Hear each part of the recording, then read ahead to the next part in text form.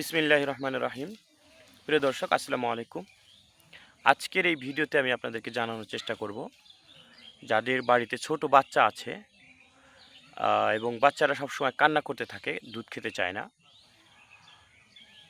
ব্যাপক কান্না করে, কোনোভাবেই কান্না বন্ধ করতে চায় না, শারীরিক কোনো সমস্যা নেই, কিন্তু দেখা যাচ্ছে যে বাচ্চাটি কান্না করতেছে সবসময়, মায়ের দুধ খেতে চায় না কোনোভাবেই, এবং ডক্টর দেখানোর পরে ডাক্তার সব কিছু নর্মাল বলতেছে, কিন্তু বাচ্চাটি আসলে কান্না করতেছে, দুধ খেতে চায় না। তো এটি কোরআনের একটা আমল বা হাদিসের থেকে এইটা প্রমাণিত।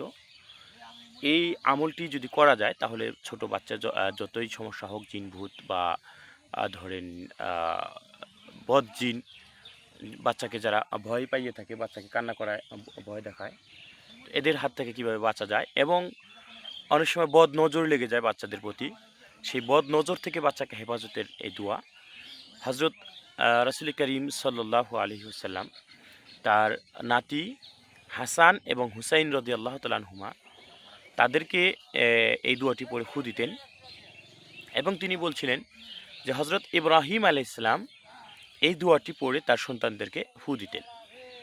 এটি অত্যন্ত গুরুত্বপূর্ণ একটি দোয়া। কাজেই আমি আপনার কাছে অনুরোধ করব, ভিডিওটি যদি ভালো লাগে অবশ্যই একটি লাইক দেবেন এবং শেয়ার করে জানিয়ে দিবেন সবাইকে। আর দোয়াটি একেবারেই সহজ, আপনিও পড়তে পারবেন ইনশাআল্লাহ। আপনার ছোট বাচ্চা যদি এরকম, আপনার বা আপনার আশেপাশে কারো বাচ্চা যদি ভয়ে কান্না করে সবসময়, রাতে ২টা বাজে, ১টা বাজে, অনেক সময় বাচ্চারা খুব ডিস্টার্ব করে, সেটা দিনে হোক রাতে হোক যখনই হোক, আপনি দোয়াগুলো পড়ে ফু দিবেন, ইনশাআল্লাহ ভালো হয়ে যাবে বাচ্চাটি। তো দোয়াটি আমি আর কথা লম্বা করি না, দোয়াটি আমি শিখিয়ে দিচ্ছি। আমি একটু ভেঙে, ভেঙে সহজ করে বলবো, যাতে করে যারা কোরআন পড়তে পারে না তারাও যেন দোয়াটি বলতে পারে তাদের জন্য। আর যারা পড়তে পারেন তাদের জন্য তো একেবারেই সহজ হবে। তারপরেও আমি সহজ করে বলে দিচ্ছি। বিসমিল্লাহির রহমানির রহিম। আউযু বিকালিমাতিল্লাহি তাম্মা। আবারও বলি, আউযু বিকালিমাতিল্লাহি তাম্মা মিন কুল্লি শাইতানিউ ওয়া হাম্মা ওয়া মিন কুল্লি আইনিল লাম্মা। দোয়াটা আমি আবারও বলে দিচ্ছি। আউযু বিকালিমাতিল্লাহি তাম্মা মিন কুল্লি শাইতানিউ ওয়া হাম্মা ওয়া মিন কুল্লি আইনিল লাম্মা। এই দোয়াটি ৭ বার পড়ে বাচ্চার গায়ে ফু দিবেন।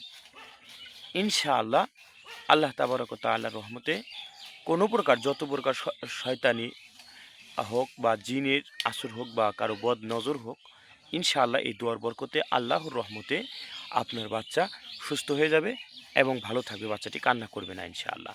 এরপরেও যদি কোনো সমস্যা হয়, আপনারা আয়াতুল কুরসি এবং চারকুল, সূরা কাফিরুন, সূরা ইখলাস, সূরা ফালাক, সূরা নাস, এই সূরাগুলো পড়ে আউযুবিল্লাহ সহ বিসমিল্লাহ সহ বাচ্চার গায়ে দম দিবেন, ফু দিবেন। ইনশাআল্লাহ আপনার বাচ্চা এ ধরনের কোনো সমস্যা থাকলে পরিপূর্ণ সুস্থ হয়ে যাবে ইনশাআল্লাহ। তো দর্শক, আশা করি ভিডিওটি ভালো লেগেছে। যদি ভালো লেগেই থাকে তাহলে অবশ্যই একটি লাইক দিবেন এবং ভিডিওটি শেয়ার করে দিবেন। দেখা হবে ভালো কোনো ভিডিওতে। আসসালামু আলাইকুম ওয়া রাহমাতুল্লাহ।